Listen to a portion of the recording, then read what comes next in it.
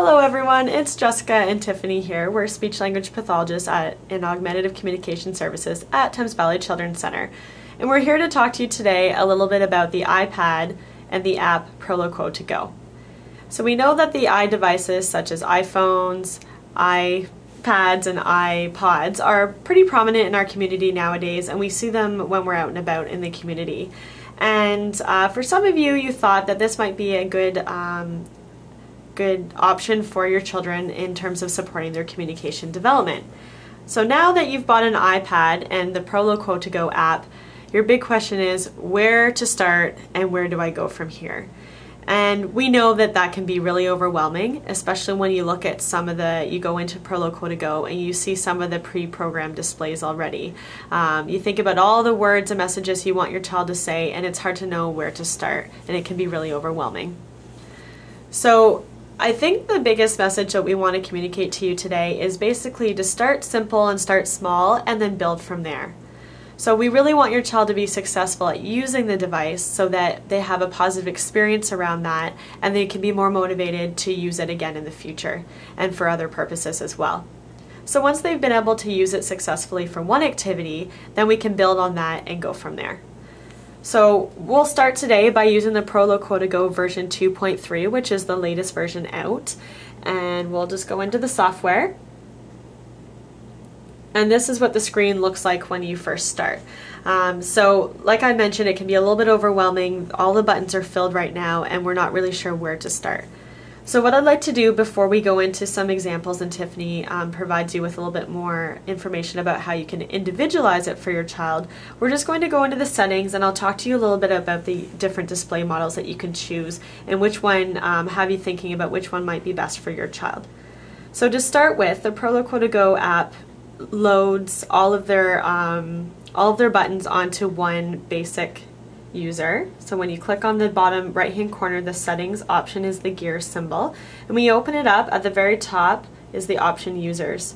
Now right now it's on a user called blank, and that's just the basic standard one that Proloquo2Go comes with. However, we recommend that you certainly add new users and not change that blank copy that your original app comes with. Just in case you accidentally delete any of the information, it would mean that it would be deleted completely from the Proloquo2Go.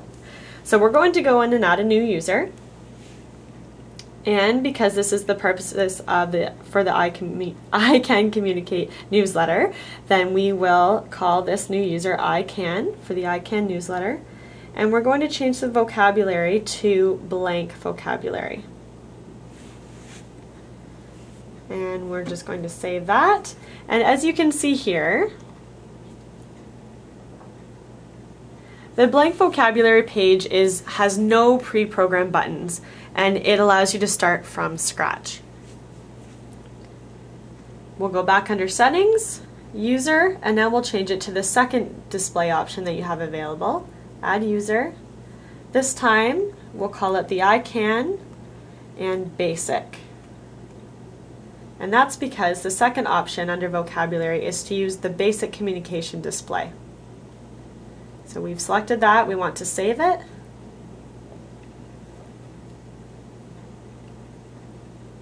We'll just get the options menu out of the way for you to see.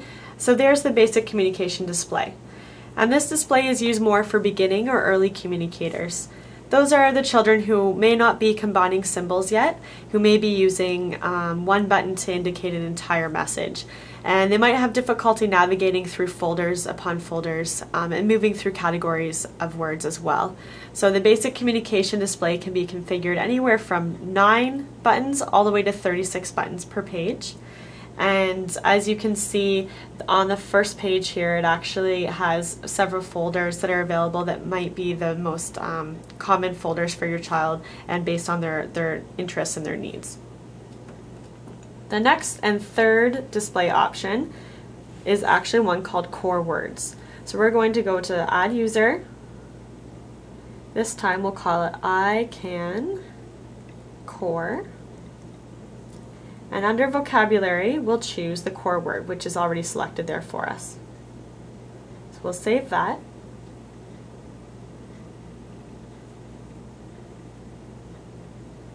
And now you can see there's actually quite a bit more vocabulary on the first page, as well as it looks a little bit different. And that's because not all of the vocabulary on this, or all of the buttons on this page, are activity folders. Those are just at the bottom.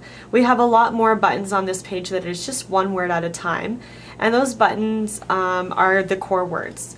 And core words are words that are frequently used and that can be used in multiple activities and combined in a variety of different ways for a variety of different reasons. And the core words are actually color-coded. So we can see orange on the far side are more your subjects or your pronouns, such as I, you, it, and that. In the middle of the screen we have your action words in pink. On the right side of the screen we have green words are location words, and blue are more descriptors and common words as well. And the idea of this is that it's set up so that your child can learn that left to right word order that we use in English, that subject first, then actions, and then the objects at the end of the word. So this type of display allows children to combine more buttons together, and it's often used to really support language structure development, because it's just more one button at a time where you're building each button to create a sentence or a message together. So now that you've got a little bit more information and hopefully have a little bit more information to provide you with a decision in terms of which display model might be best to start with your child, Tiffany's going to give you some information about how you can individualize it for your child and where to really get started. So before you get started too much into making a lot of customizations or making the voices or button sizes different, you might want to think about one activity that would be a great introduction for your child to learn what it means to use a device to access these buttons to make a powerful message. So one thing we want to do is make it a little less visually full in terms of having lots of buttons, lots of things that the child can press to explore. We want it to be meaningful to use in an activity that would be motivating to them. So what we're going to go down to here is one of our buttons called our editing button, and that's our pencil. And if you refer to the webinars on the AssistiveWare website, you can learn a lot more about what it means to add, cut and paste, and change buttons. But for now, we're going to do something called hiding buttons. So what I want to do is get rid of some buttons so it's not so overwhelming. Something we might talk about later is kind of putting those buttons aside, putting them in our sort of file folder or storage for later. But right now we want to think about using them in the future, just not right at this time. So right now I want to keep I want, and we're going to do a fun activity called bubbles. So I am going to select with my finger all the ones that I don't want to do. So what we're going to do is we're going to go down to our pencil, so you can think about adding or erasing, and select all the different ones that we don't want. As you can see, we have some options down here of what we'd like to do. So I'm going to pick all the ones we don't want. So we have our actions, and we have our folders. Our folders down here are some fringe vocabulary. So we have core vocabulary at the top, but we have some folders down at the bottom which allow us to add a little bit more personalized vocabulary to them about activities, words, people are in their environment. And Tiffany selected the activity of bubbles, and that's something to think about for your child too. Start with an activity that they really enjoy, and maybe think of the words that are involved and that you use in that activity as well. Exactly. So we're going to go down to our properties right here. And as you can see, there's a couple options for changing things. Right now we're going to look at the visibility, and there's three options. We have normal, so the buttons will be displayed just as we see them now. Dimmed, and you can kind of see it now, but they're a little bit more faded. That might be for as you're slowly introducing new buttons, or if buttons aren't applicable in that certain activity that you don't want to take away, but when you press them, they won't actually show up in the message window at the top. Right now, we want them to be hidden. So I'm going to press hidden, and then go back to our properties, and done.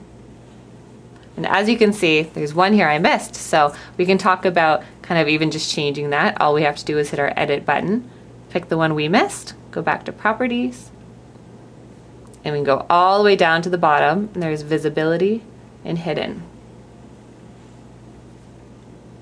So as Jessica said, we really want to think about what is powerful in that activity and what sort of words would be related to it. So right now, often requesting is one of the big things that a child will want to do, because they'd have a lot of fun with bubbles and they want more bubbles. But we'll also talk about a little bit later about including buttons about commenting about things. So in Bubbles, it might be like, wow, or description words like big and more, and also things just to even do some social parts about my turn or your turn.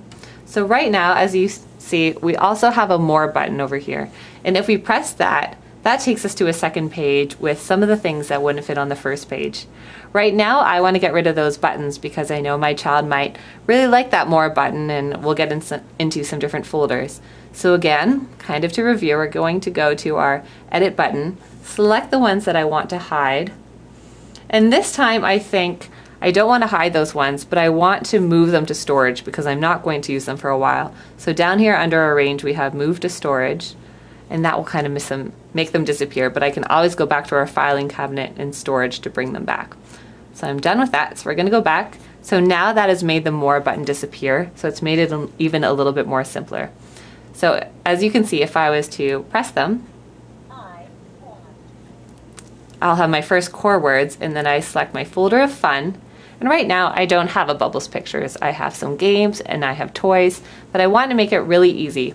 So I could either take away all the buttons right now and then make Bubbles, or try making Bubbles first. So I'm going to make a button by going back to our pencil, and I'm going to choose Add Button because we have a button that we want to add ourselves. So we have a couple different labels here. We have Text to Speak. That is what message will be spoken by the device, as well as the label. So they don't have to be the same, but as you will see, when I enter something in the Text to Speak window, it will automatically come up in the label. So since we're in the core vocabulary, I want to put Bubbles because I already have I and want. And as you can see, a picture already came up for what I was looking for. So it says Bubbles automatically in the label, and I'm happy with that. So I'm going to go to Done.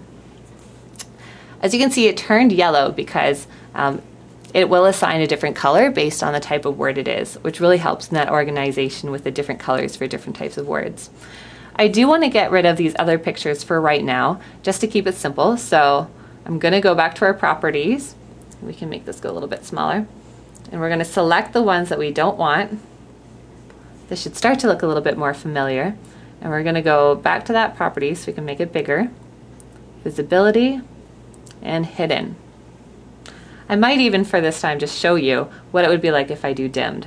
So if I do dimmed, you can see the only one I can actually pick is Bubbles. So that could be frustrating for some. You might not want to use them at the beginning. You might instead want to hide them all. So that's a good chance for me to kind of even just practicing moving back and forth in the folders. If you want to clear the message at the top, you can individually do one word at a time by pressing the backspace kind of arrow once, or double touch for the whole message to disappear. So we're going to go back to our home page. We could have also pressed back. And there you can see we have our simple message of I want Bubbles. This time I'm going to go into our basic vocabulary. So we're going to go back to our user and back to the ICANN basic. And we're going to do sort of a similar activity with this in the hiding buttons. So as you can see, these buttons are a little bit bigger because of the settings are made so that it's broken down in the folder. So if we go into food, you can see there's just some basic things related to the child, like when are we eating? Cookie, chip. So they might use kind of for making some requests or for asking some questions. Compared to the core vocabulary, it really puts the vocabulary into different themes and categories rather than creating that opportunity for the sentences to build in the number of words and number of combinations. So what I'm going to do this time is I'm going to continue with our bubble activity, and under the basic vocabulary, basic communication, they don't actually have a fun page, they have an activities page. So we are going to put Bubbles under activities. And again, we're going to hide the ones that we don't want. So I'm going to hide these ones. I might decide to add in toys or food once Bubbles has become a really familiar activity. And that's where you can build on. Start with one simple activity that your child's motivated by, such as Bubbles, and then you can go once they are successful using the device for that, and they're more motivated to use it for other things, and you can unhide some of those buttons that Tiffany just hid. Right, so here we have I want, and it'll open our activities button. This is really nice because it's set up a little bit more socially than it was in core vocabulary. Already having some options like my turn, your turn, asking for something like something different, listening to music, play outside. It might already have some things that your child is interested in. For the child I'm thinking of, we still want to add bubbles here, so we're going to go back and add a button. And this time what we're going to do is I want to have a full sentence because they're not at the point yet where they're combining multiple words, but I want them to be able to kind of have that model and that chance to hear kind of, I want bubbles. So I'm going to put in the whole message. I want bubbles. As you can see, it automatically put that message into the label, but at this point, I just want to have bubbles. Even though it will say I want bubbles, I want it to be a little bit less wordy and more with the pictures. But the only problem was it didn't put in the bubbles pictures that I wanted. It will give some options down here, and if you can find it, you can pick it there. The other option is you can tap to edit. You can choose a symbol, which is what we're going to do, or you can even take a picture if you have a specific picture of bubbles that your child uses all the time, and that you would go back to the pictures on your iDevice. So we're going to choose a symbol, and it will come up with a list where I can type in right at the top what I'm looking for. So I'm going to go bubbles, and it gives me a few different options here. So there's the action of blowing bubbles, but I'm going to stick with the one that's been very familiar to us.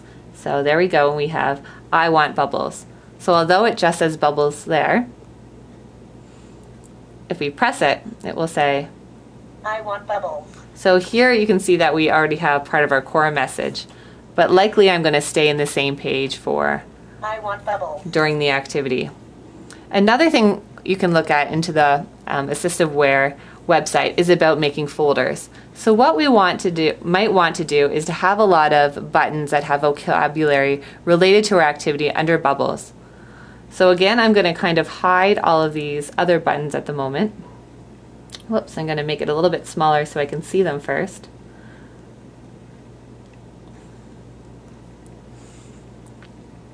Oh, we made them disappear. So we can get rid of the ones that we don't want, go to Properties, change that back to Hidden, and again, just our bubbles will be there. We might want to add another button about, similar to our core, that says more bubbles, big bubbles, pop bubbles. So that's an activity of what we might want to do in basic communication. What I'd like to go back and show is sort of how to grow on the vocabulary. So one of the most well-used ones is the core vocabulary, one that we started with already. And I'm going to go back and change over to the ICANN core and go back to our home page. Now, one thing I want to mention, when we're thinking about some of the words that we're adding, we do want to think about their stage of development, including their literacy, language, social, and cognitive levels, thinking about what would be something that they might want to say and what sort of words can we add related to the activity, which will create a positive experience for them where they can communicate powerfully. So thinking about what your child might request, how they might ask for help, answer, ask questions, comment about the activity, or even saying more or all done. So we introduced the first time that you can add I want bubbles. But now that we've practiced that activity a little bit more, I want to introduce some more words. So we can go back to our editing pencil, and this time I want to add some more vocabulary related to the bubble activity that might make that sentence length a little bit longer and give some more options. So I'm going to add things like... And this is a way to actually introduce more of the core words to your child as well, ones that they can use for the bubble activity, but can also transfer those skills to using for other activities as well. Right. So to start with, I'm going to select ones that I want to show. So we're going to unhide those so we can make it a little bit bigger. Go to Visibility and Normal. And now we have things like go, stop, more, and all done. So I can clear my message and say, I want more bubbles. I want more bubbles. So we've already grown to a forward combination there. At the same time, we can do something about even commenting about it. So things like, go, go, go. That might be something, I might say, go, go, go, go, Bubbles, or even things like, stop, all done. So you're starting to combine some words. We might want to go back and add even some more words.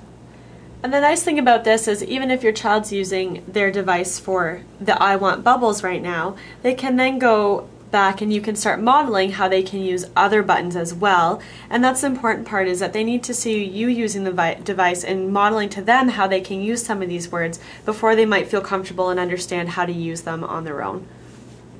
Exactly. So I'm adding a couple more here. So I might be working with Jessica and she has learned to say, I want more bubbles. So I'm going to have her demonstrate that.